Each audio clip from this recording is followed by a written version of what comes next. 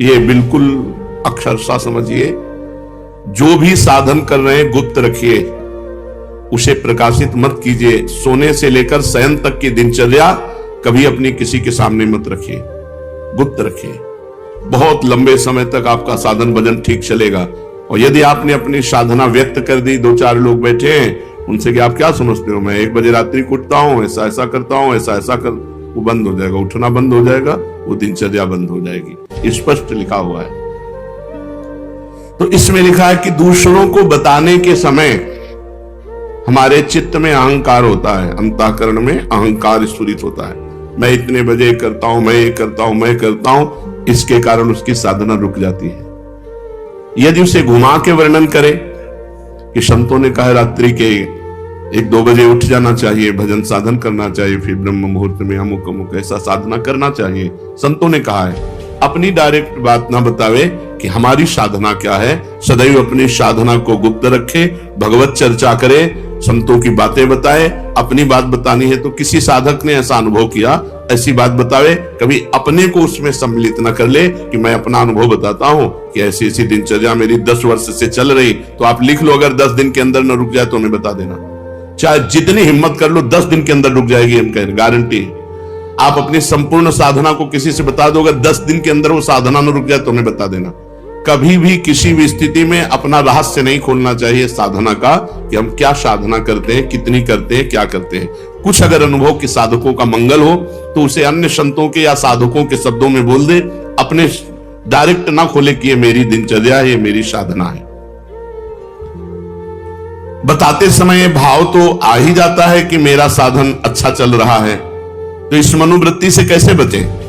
ऐसी बात मन में आवे तब यही माने कि मेरा साधन गुरु कृपा से चल रहा है, भगवत कृपा से चल रहा है, और दूसरों का भी साधन भगवान जैसा चला रहे वैसा चल रहा है। अभिमान करने की कोई जरूरत नहीं है। अभिमान की वृत्ति उदय होने ही ना दे। दूसरे जैसे भगवान चला रहे वैसे चल रहे हैं, हमें जैसे भगवान चला रहे वैसे हम चल रहे हैं। साधना करते समय मन में संकल्प विकल्प बहुत उठते हैं, इसके लिए क्या करें। वैसे साधना तो इसी बात की है कि कोई संकल्प न उठने पावे, पर यदि संकल्प उठे तो उसे पूरा होने न दे, उसे नष्ट कर दे। संकल्प उठे तो उसे पूरा ना होने दे, चाहे सत हो चाहे असत हो। नहीं, संकल्प बनना बंद नहीं होगा। साधना है संकल्प रहित होने की। कोई संकल्प नहीं, ना अच्छा ना बुरा। बोले हम आज से ये संकल्प करते हैं। आज से क्या संकल्प करते हैं? हमारा तो जीवन भर का संकल्प है कि भगवान का नाम न छूटे, बस उसी में। अभी तक नहीं पूरा हो पाया संकल्प, तो और संकल्प बना के क्या करें। भगवान का साक्षात्कार करना है, अभी तक नहीं पूरा हो पाया, तो और संकल्प बना के क्या करें। ये जो छोटे छोटे संकल्प उठते हैं, ये करना है, ये देखना है, ये सुनना है, ये भोगना है, इनको नष्ट कर दे। कैसे नष्ट होते हैं? नाम जप करते हुए इनकी उपेक्षा कर दे तो अपने आप ही नष्ट हो जाते हैं। नाम जप बंद ना हो और आप लगाव ना रखें जो अंदर मन संकल्प विकल्प दे रहा है, तो वो नष्ट हो जाएंगे। अगर परमार्थिक शुभ संकल्प कोई हो तो उसे आदर दे दो, नहीं तो परमार्थिक व्यवहारिक दोनों खत्म। बिना संकल्प के चलने दो। संकल्प रहित साधना ही भगवान की प्राप्ति का है। कोई संकल्प नहीं, कोई संकल्प विकल्प नहीं। इतना जपना ये भी संकल्प नहीं, निरंतर जपना है ये संकल्प। हमारे जीवन का लक्ष्य है एक भी श्वास खाली ना जाए, एक भी मिनट व्यर्थ ना जाए। पूछत रीति भभूकत धावत, श्री सेवक जी महाराज लिखे। नहीं, कैसे बदले? भजन का तीव्र अभ्यास। भजन से जब हृदय शीतल हो जाता है तो कोई गाली भी देता है तो उत्तर देने का मन नहीं होता। कोई गुस्सा भी दिलाता है तो इतनी शीतलता है कि गुस्सा ही नहीं आती। भजन का तीव्र अभ्यास और भगवान से कृपा याचना करना कि हमारा स्वभाव बदल दो।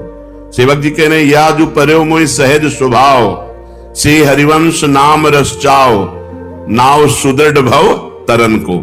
ये सुदृढ़ नौका है नाम।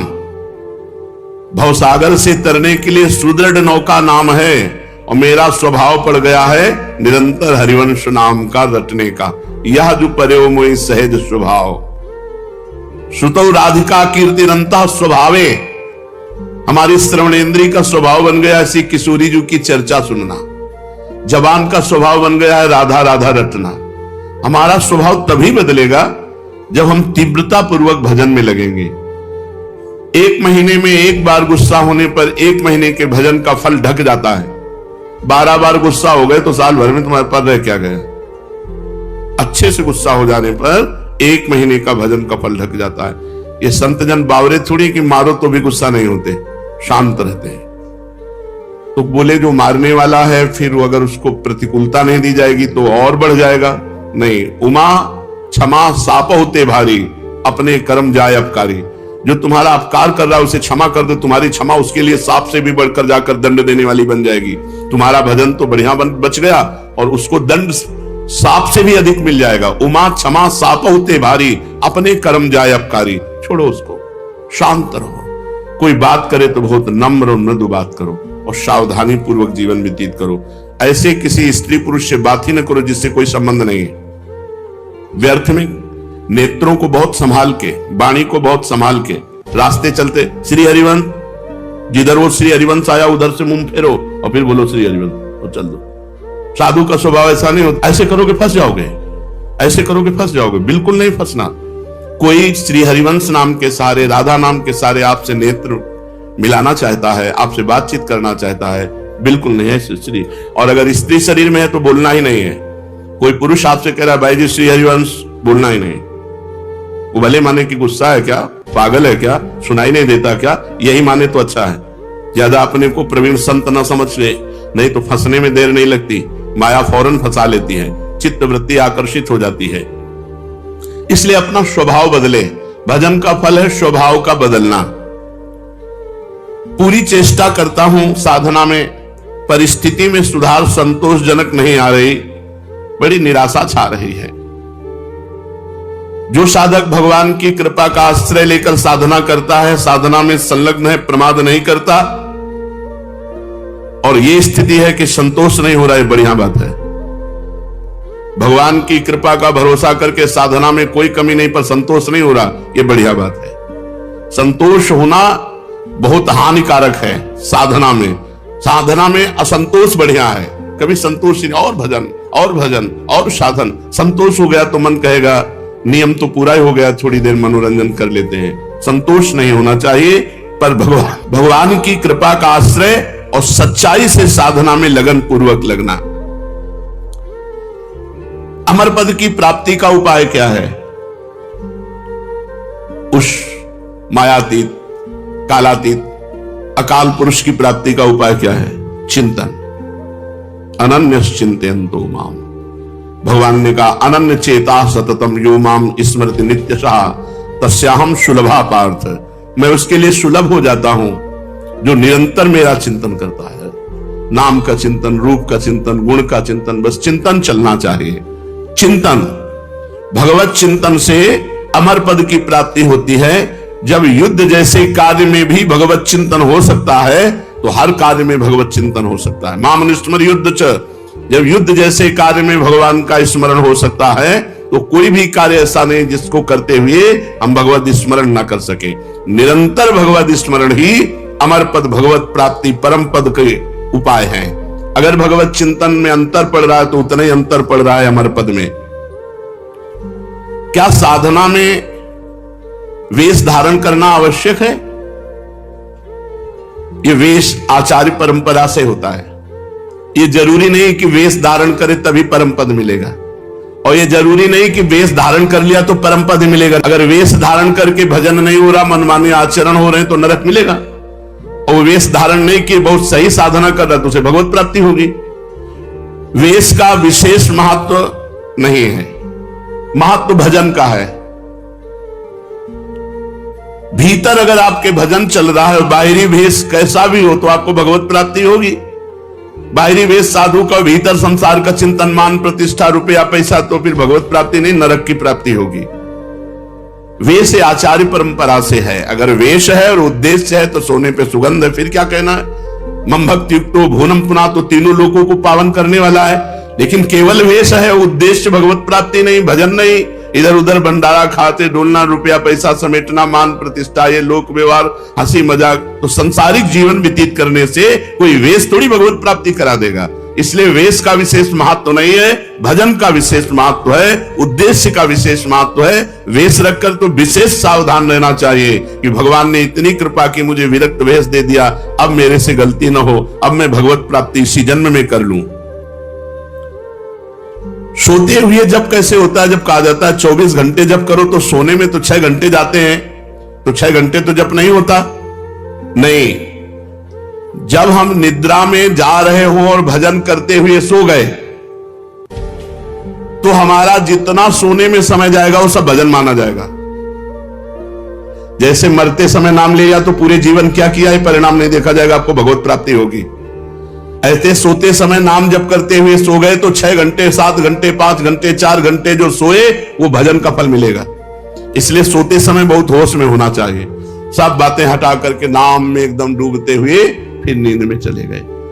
तो निद्रा समाधि स्थिति, जो सोना है वो भी आपका समाधि भजन माना जाएगा, क्योंकि निद्रा में वृत्ति लीन होने के पहले आप नाम जप कर रहे थे, तो नाम जप में ही लीन माना जाएगा, निद्रा में नहीं माना जाएगा।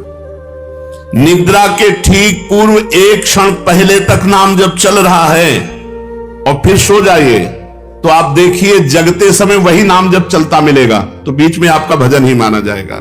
ऐसे 24 घंटे भजन माना जाएगा। प्रश्न कर रहे हैं, भजन करने के लिए क्या घर छोड़ना आवश्यक है? कि भाई अब भजन करना है तो घर द्वार छोड़ दे। हमें लगता है कि अगर भजन का अभ्यास नहीं तो बाहर ज्यादा माया जाल है, बाहर ज्यादा माया जाल है, घर की अपेक्षा बाहर ज्यादा भ्रष्ट होने के चांस हैं। अब कहीं तो कमरा लोगे, कहीं व्यवस्था, तो रुपया कैसे मिले? तो धनी पुरुषों का संग करो, फिर बेविचार और नाना प्रकार की गलतियां और नाना प्रकार के दोष हो जाते हैं। घर में अपनी कमाई का खा के दूसरों का उपकार करते हुए जो भजन करता है बहुत जल्दी सिद्ध हो जाता है। जो विरक्त है, भगवान की विशेष कृपा हो गई है और वो साधु समुदाय में रहे, आकाश वृत्ति या मधुकरी वृत्ति से जीवन यापन करे, खूब भजन करे, सिद्ध हो जाएगा। जो मेहनत करके कमाया है जिंदगी में, उसी अपनी कमाई के धर्म के टुकड़े खाओ और खूब नाम जप करो। अगर धाम आदि की यात्रा करो तो अपने पैसे से करो, 1 पैसे का किसी से सहयोग मत लो, 1 पैसे की वस्तु किसी से मत खाओ। गृहस्थ धर्म में ऐसे, और विरक्त धर्म में माधुकरी वृत्ति या आकाश वृत्ति से जो भगवान देते हैं, और समुदाय में रहे, क्योंकि अलग रहने पर मनमानी आचरणों के होने की संभावना है, और समुदाय में एक दूसरे की सुरक्षा बनी रहती है। घर में भगवान का नाम लेने से, भगवान में मन लगाने से ज्यादा अच्छा है। हाँ, जो जीवन भर भजन करता रहा है, अब उसने देखा हमारे कर्तव्य का कार्य पूरा, बच्चों का ब्याह हो गया, संसार, ए भाई राधे श्याम, और चला, वो बात अलग है, वो बात अलग है। वो शास्त्र आज्ञा करता चौथेपन में विरक्त होकर के विरक्तों के बीच में रहकर भजन करे, अपने कर्तव्य का पालन हो गया, अब हम भगवान के भजन में चले। कहते हैं कि जो भजन नहीं करता वो आत्महत्यारा है, जो भजन नहीं करता वो आत्महंता है, आत्महत्यारा है। ऐसा क्यों कहा गया? बोले भगवान ने कृपा करके मनुष्य जन्म दिया है, कृपा करके सुविधा दी है कि इस जन्म में प्रमाद से हटकर भजन करके मेरी प्राप्ति कर लो, और अगर आपने नहीं की तो यह अपराध बना और आप आत्महत्यारे कह जाओगे। जो न तरह भवसागर अस समाज नर पाए, स्वत निंदक मंदमति आत्महनन गति जाए। जैसे कई बार बताया है कि भारतीय सरकार किसी आदमी को विदेश भेजे और सारी सुविधा वहां, घर मकान, स्त्री पुत्र परिवार सब सुविधा दे, और अपना सरकारी काम बता दे कि ये काम करना है। अब उसने सरकारी काम तो किया नहीं, सरकारी सुविधा का भोग करके बेटी बेटे को पढ़ाया, ब्याह किया, सब किया, सब किया। और जब भारत लौटा तो उससे पूछा गया वो कार्य, जिस कार्य के कारण आपको विदेश भेजा गया था, जिस कार्य के कारण आपको सुविधा दी गई थी, वो कार्य? बोले वो कार्य तो नहीं हुआ, तो वो दंडनीय अपराध होगा और उसे जेल मिलेगी, क्योंकि उसको उस कार्य के लिए सारी सुविधाएं दी गई थी। तो भगवान ने मृत्यु लोक में मनुष्य रूप में हमें भेजा भारत में, किस लिए? जाओ साधन धाम मोक्ष कर द्वारा, साधना करो और अपने जीवन को मुक्त अवस्था में लाओ, भगवत प्राप्ति कर लो। तो लड़का पत्नी परिवार सबका पालन पोषण किया, खूब सब कुछ किया, लेकिन प्रधान सरकारी कार्य भजन करके भगवत प्राप्ति ये नहीं किया, तो आपको जो गति आत्महत्यारे की होती है वही दुर्गति आपकी होगी। हम आपसे और समझना चाहते हैं।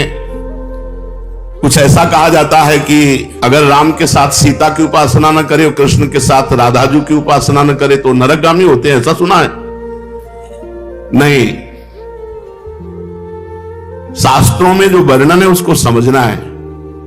भगवान श्री राम या भगवान श्री कृष्ण का जब आप पूजन करते हैं तो उसी में शक्ति विराजमान है, वो अकेले कभी रह नहीं सकते। शक्तिमान शक्ति में ही विराजमान है, शक्ति शक्तिमान में ही विराजमान है, दोनों अभेद हैं। शक्ति और शक्तिमान कभी अलग हो ही नहीं सकते हैं। इसीलिए भगवान शिव ने अर्धनारीश्वर करके दिखाया, इसीलिए हमारे प्रिया प्रीतम मिलित रूप दिखाए। रूप बेल प्यारी बनी सुप्रीतम प्रेम तमाल, दो मन मिली एक भय श्री राधा वल्लभ लाल। दोनों प्रिया प्रीतम मिलित रूप हैं। यदि रामकृष्ण के उपासकों को नरक जाना पड़े तब तो धोखा ही धोखा हो गया। ऐसा जो कोई वर्णन करता तो धोखा